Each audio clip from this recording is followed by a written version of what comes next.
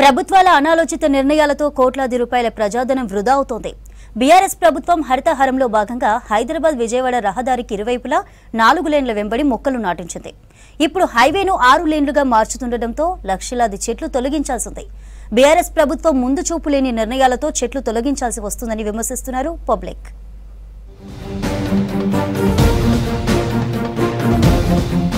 దేశంలో అత్యంత రద్దీగా ఉండే రహదారుల్లో హైదరాబాద్ విజయవాడ నేషనల్ హైవే ఒకటి.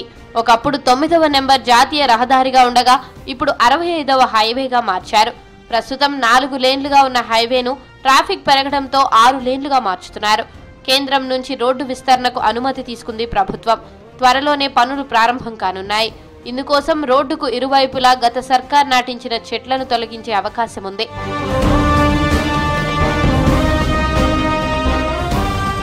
హరితహారం కార్యక్రమంలో భాగంగా 2016 జూలై 10న ఈ హైవే పొడవున 30 రకాల జాతులకు చెందిన 1.5 మొక్కలు నాటించింది బీఆర్ఎస్. హైదరాబాద్ శివార్ నుంచి ఏపీ బార్డర్ వరకు 162 కిలోమీటర్లలో ఈ హైవే ఉంటుంది. సూర్యాపేట జిల్లా కోదాడ మండలం నుంచి యాదాద్రి భువనగిరి జిల్లా చౌటుప్పల్లోని పతంగి టోల్ ప్లాజా వరకు 132 కిలోమీటర్ల మేర అటవీ శాఖ ఆధీనంలో మొక్కల సంరక్షణ చేపట్టారు. మిగతా 31 కిలోమీటర్ల పరిధిలో ఉన్న మొక్కలను హెచ్ఎండిఏ పర్యవేక్షిస్తోంది. ఈ చెట్లు తీయడం అనేది పెట్టడం అనేది వాళ్ళకు ఒక ఆనవాయితీ అయిపోయింది. బీఆర్ఎస్ ప్రభుత్వానికి ఎంతసేపు డబ్బులే కావాలి కానీ అభివృద్ధి కార్యక్రమంలో లేరనేది మాకు తెలుస్తుంది. ఇక్కడ ఈ ప్రజలలో మొత్తం అదే నాటుకుపోతుంది. కాబట్టి ఈనాడు ఈ చెట్లు దాదాపు ఒక 10 years అయినాయి. ఇంకొక 10 సంవత్సరాలు అయితే ఇంకా బాగా అవుతాయి చెట్లు. రోడ్డు వెంట పోయేటోళ్ళకి చెట్ల కింద పడుకోవడానికి, కూర్చోవడానికి, సేద తీర్చుకోవడానికి మంచిగా ఉపయోగపడే చెట్లని మళ్ళీ ఇప్పుడు టెండర్ పెట్టి వారిని నరికి వేసే కార్యక్రమానికి వచ్చిందంటే వాళ్ళు ముందు చూపుతో చేసిన నష్టాన్ని ఇప్పుడు ఈ గవర్నమెంట్ భరించాల్సిన పరిస్థితి ఏర్పడుతుంది.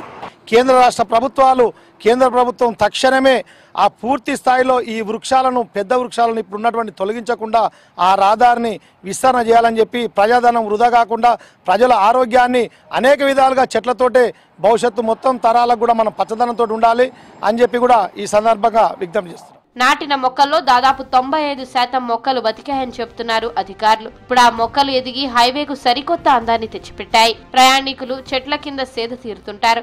ఇప్పుడు రోడ్డు విస్తరణకు ఆ చెట్లను మొత్తం తొలగించాల్సి వస్తోంది. చెట్ల తొలగింపుపై నల్గొండ జిల్లా ప్రజలు అసహనం వ్యక్తం చేస్తున్నారు. జిల్లాలో 5% కూడా ఫారెస్ట్ లేదని, ఇప్పుడు ఉన్న చెట్లను తొలగిస్తే ఇబ్బందులు తప్పవని చెప్తున్నారు. ఈ రోజు ఇక్కడ ఉన్నటువంటి హైవే, నేషనల్ హైవే మీద ఉన్నటువంటి చెట్లని ముందు చూపుగా అవగాహన లేకనా వాళ్ళకు తెలిసి కావాలని ప్రతి సంవత్సరానికి ఇట్లా పని దొరకాలన్నా కొన్ని కోట్లు డబ్బు వృధా చేసుకుంటూ ఇక్కడ ఉన్నటువంటి పెద్ద పెద్ద వృక్షాలని కొట్టేసి అప్పుడే మనకు ఒక 10 సంవత్సరాలు 20 సంవత్సరాలు అడ్వాన్స్గా 8 వే అవతల చెట్లు పెడితే ఈరోజు ఆ పెట్టినటువంటి చెట్లని తీసేయకుండా ఉపయోగపడేది.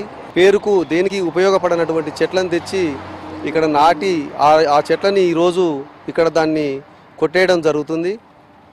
ఈ కొట్టేయడం వలన చెట్టు పెట్టడం, తీసివేయడం ప్రజాధనాన్ని దుర్వినియోగం చేస్తున్నట్టు మేమైతే గుర్తిస్తున్నాం.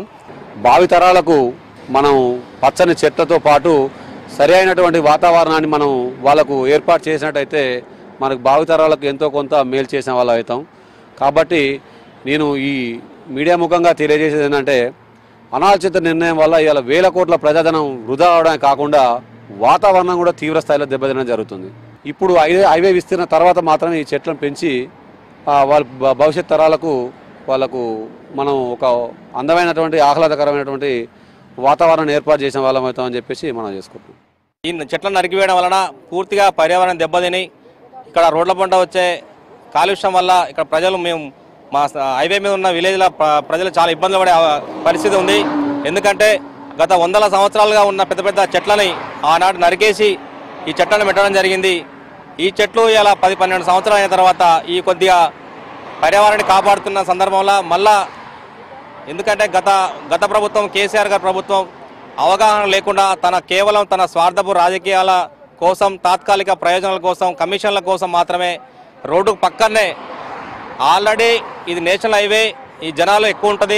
2 రాష్ట్ర రాజధానులు విజయవాడ, హైదరాబాద్ నిత్యం అప్ అండ్ డౌన్ చేసే పరిస్థితి ఉంటుంది. కాబట్టి ఖచ్చితంగా ఇది 6 వే కానీ 8 వే కానీ ఎక్స్ప్రెస్ హైవే కానీ అయితే తెలిసి కూడా కేవలం కమిషన్ల కోసం వారి యొక్క స్వార్థ రాజకీయ ప్రయోజనాల కోసం మాత్రమే ఆనాడు ఇక్కడ చెట్లు పెట్టడం జరిగింది.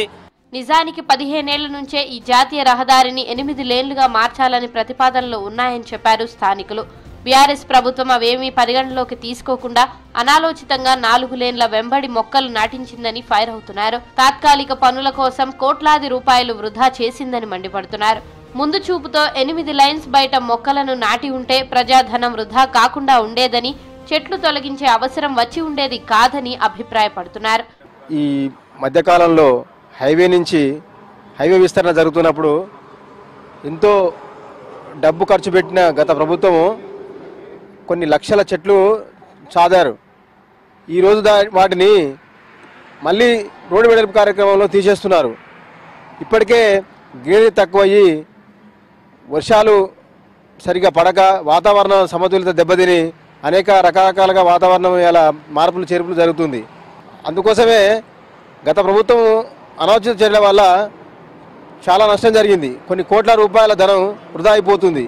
ఇప్పటికైనా ముందు చూపుతోటి ప్రభుత్వం కానీ పాలకులు కానీ ఈ హైవే విస్తరణ వాళ్ళు NH 65 వాళ్ళు ఆలోచించి ఎప్పటికీ శాశ్వతంగా ఉండే విధంగా చెట్లను దూరంగా నాటాలి.